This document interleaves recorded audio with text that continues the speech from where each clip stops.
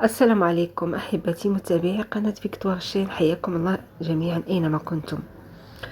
نلتقي اليوم إن شاء الله في هذا الفيديو من خلال الإجازة الصيفية بالمغرب. وجهتنا إلى فزوان. هذا الرمز يرمز إلى الطبق المشهور بهذه المنطقة. قبل التعريف بهذه المدينة أو هذه القرية أو هذه الجماعة، نتطرق إلى موضوع الحلزون. ما حكاية أو ما قصة الحلزون وما علاقة الحلزون بهذه الحامة؟ حامة فزوان مشهورة بطبق الحلزون. ما هو الحلزون؟ هو أكلة شعبية تطهى عن طريق الأعشاب والبهارات وقشر الليمون. يعني هي أكلة صحية. وهناك بعض الأنشطة مثلا النقش الحناء وغيرها. هذه مطاعم الحلزون والطاجين. هي أطباق تشكل يعني الصدارة في المطاعم.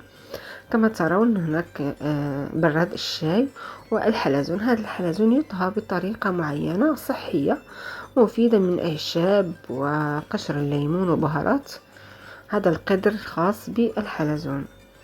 طبعا الحلزون هو شبيه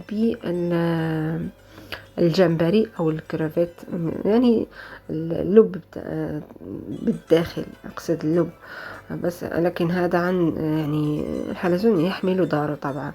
المهم هناك أشكال من أصناف من هذا الحلزون، وأشير إلى أن هناك نوع من الحلزون اللي هو معروف ويستعمل في مواد التجميل، هو معروف على الصعيد العالمي، بالإضافة إلى مواد أو خيرات يتميز بها هذا المكان أو السوق.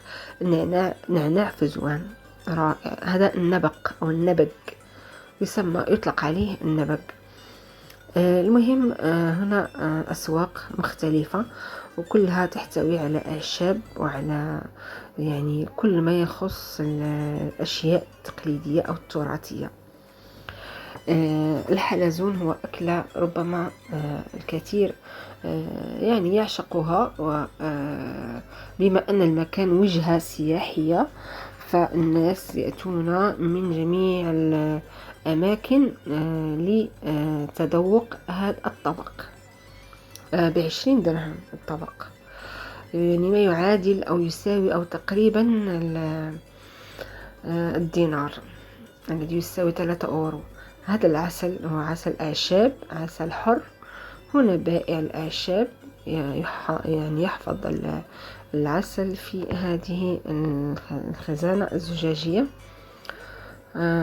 في هذا السوق سوف ترون مجموعة من النباتات التي تستعمل في إعداد الشاي، خضروات، فواكه، يعني خيرات، لأن المنطقة أصلا تعرف أو بها مناخ يساعد على الفلاحة، حيث تستقبل المنطقة أمطار. هذه كيوانة 30 درهم. هنا براد الشاي من الفخار أو من الطين الخزف. هذا السفنج الذي يعد لشرب الشاي ورفقة الشاي، بالإضافة إلى بعض المخبوزات مثل السفنج، البيني، فطور الصباح أو المساء، الحرش عن السمن، الخبز المطلع، الفرماج مع زيت الزيتون طبعا والعسل. وكما ترون مجموعة من المعجنات. هذه أواني فخارية بالإضافة إلى هذه الأعشاب التي يمكن يمكن إعداد أن نعد بها الشاي، بالإضافة إلى النباتات والغرس، جميع أنواع الأشجار والورود، يعني بحكم التراب يعني نافع أو صالح للزراعة.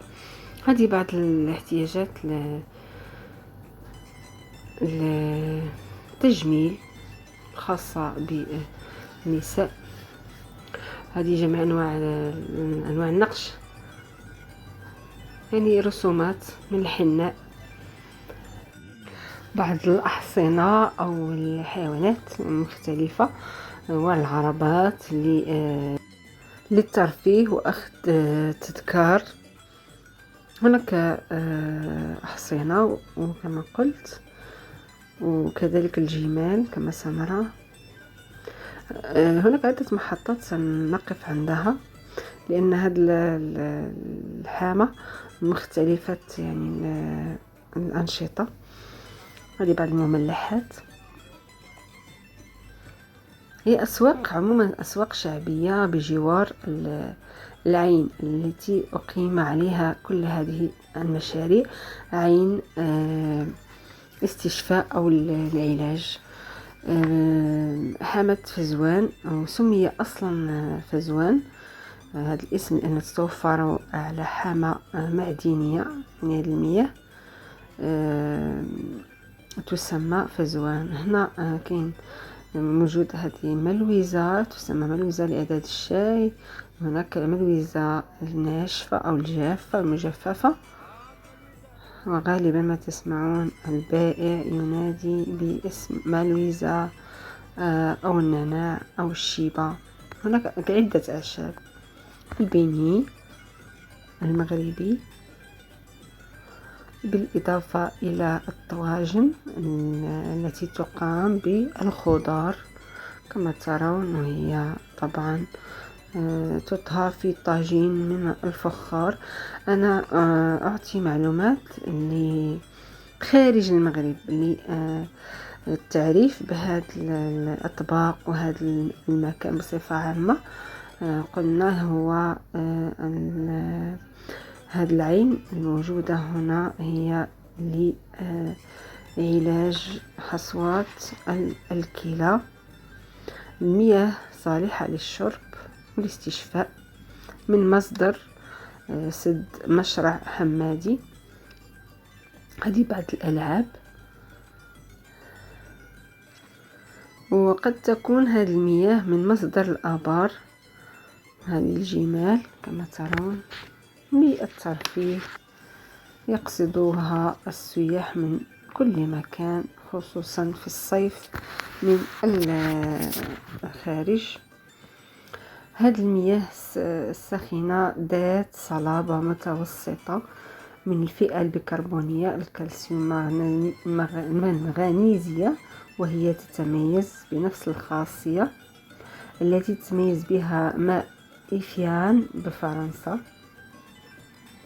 لاحظوا هنا تراث الأمازيغي بحروفه بزرابي وأفرشته وجميع أوانيه الفخارية، القربة، الرحى. يعني هذا تراث أمازيغي لتصوير هذه البنادق ومعدات الشاي والمهراز الذي يدق فيه الكحل أو أشياء صلبة.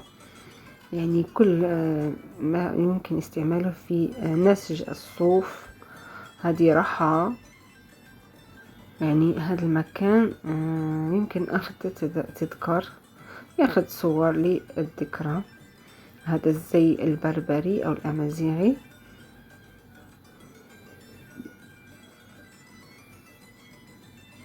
فمياه هذه العين صالحة للشرب، خالية من الزئبق والنحاس والزنك، يحتوي على نسبة قليلة من الرصاص والألمنيوم والسيلينيوم والكوديوم والفليور.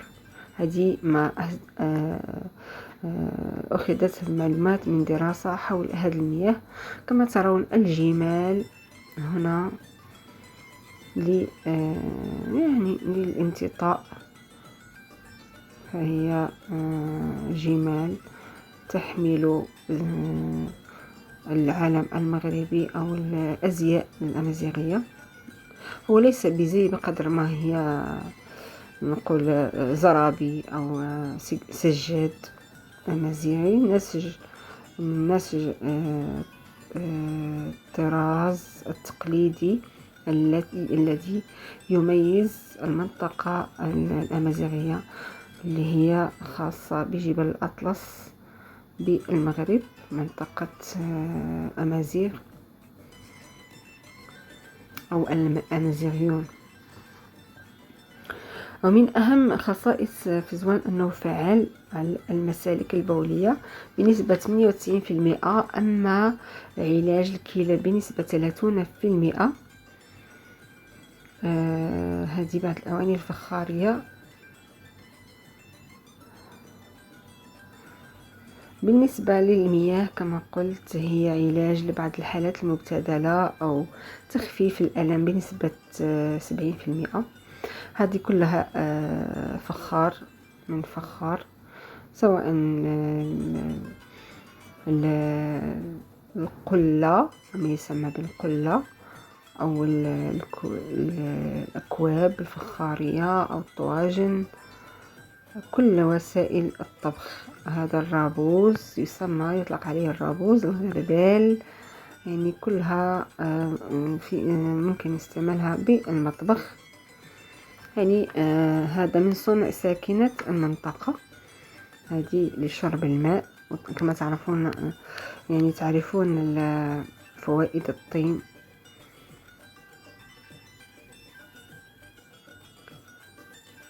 فهذه المياه هي تقريبا نفس خاصية سيدي حرازم بفاس، فلها شهرة وطنية. بالنسبة لهذا المركب طبعا هو أهم ما يميز هذه المنطقة هو كومبلكس رمضاني أو مركب رمضاني. هو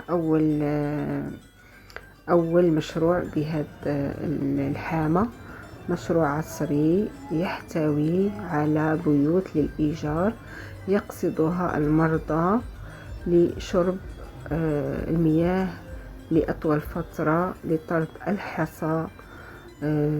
كما ترون مناظر طبيعية، خضرة، يعني مساحات رائعة وبيوت راقية. فهذه منطقة بالدرجة الأولى سياحية علاجية. المنطقة ليست بعصرية طبعا، هي عريقة وقديمة، وسبق أن ذكرها ابن خلدون في كتابه العبر بأن هذا المكان أو هذه المنطقة بصفة عامة كانت مكان مقر أو مقر لقبيلة بني زناسن الذين ينتمون إليهم بني منقوش السكان الأصليون. فجماعة فزوان بها آثار بشرية يعني قديمة وجدت حسب الدراسات طبعا، ولا تزال هناك مشاريع لتأسيس حامة عصرية.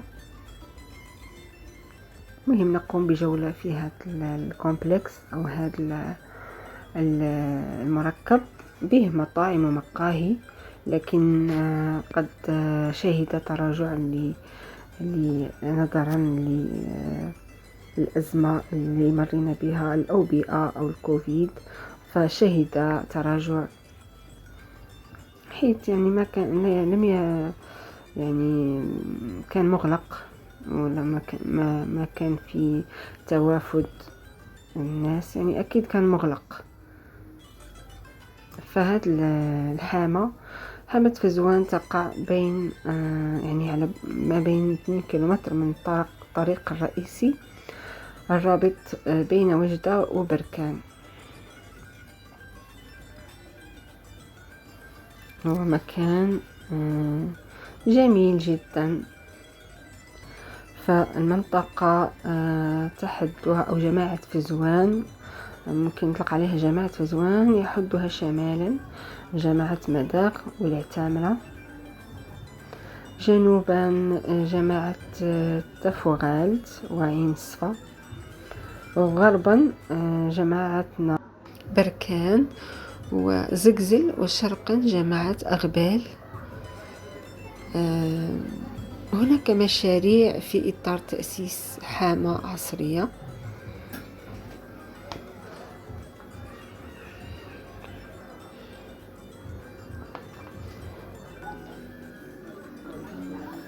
نقوم بجولة في أرجاء هذا المركب الجميل. كما ستلاحظون أن هناك إقبال يعني قليل، لأن غالبا كما لاحظتم يعني بالخارج بخارج المكان أو بخارج المركب هناك أماكن شعبية لشرب الشاي، لشرب صراحة المكان أو الحامة. كما ترون هناك مسابح يعني بها مؤهلات سياحية تجعل منها منطقة تفتح ذراعها للوافدين، يعني سواء من المغرب أو خارج المغرب. يكفي هذا ما تزخر به من مياه معدنية. طبعا هذه المياه تعرف حركة سياحية مكثفة. أجواء يعني كما ترون السماء فيها غيوم، لكن الأجواء كانت يعني درجة الحرارة معتدلة. في هذا في شهر أغسطس. وكما لا يفوتنا هذه القعدة، قعدة الشاي بالنعناع، خاصة النعناع في زوان مع الحرشة والملاوي والكرواسون.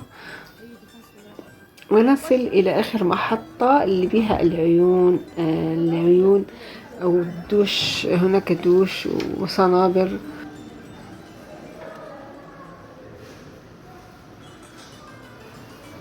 يأتي المريض لشرب كمية يعني معينة بقصد طرد الحصى أو القضاء على الحصى بالمسالك أو الكلى، فسواء هو أن يقيم فترة معينة بهذا المنزل أو اقتناؤه إلى بيته. هنا مراحل قصد العلاج طبعا خاصة بالرجال والأخرى خاصة بالنساء. وهناك سوق ممكن اقتناء الأوعية لملء الماء. بالجوار من هذا العين توجد صنابير. هناك صنبور خاص طبعا خاص بالرجال والآخر بالنساء، هو لتعبئة المياه يعني مقابل مبلغ رخيص زاهد. هذا صالح للشرب. والصنبور الموالي هو قصد الاستشفاء أو علاج العيون، لأن هذا الماء يمر بحجرة تستعمل في الكحل. هذه بالإضافة إلى كما سبق أن أشرنا هناك مواد تجميل تقليدية، أعشاب. يعني هذا السواك غير السواك المعروف اللي هو عود الأرق، هذا سواك الورد ماء الزهر وحبوب وأشياء تقليدية يزخر بها هذا السوق. إن شاء الله تكونون استمتعتم معي وأخذتم معلومة عن هذه الوجهة الجديدة التي ترحب بجميع السياح أو الأجانب سواء من الداخل أو من الخارج، قصد الاستشفاء والسياحة واقتناء بعض الحوائج التقليدية. هذا صابون البلدي، الحناء، يعني كل ما هو تقليدي للتجميل والعلاج. من المملكة المغربية كنا في رحلة بفزوان. دمتم في رعايته وإلى اللقاء.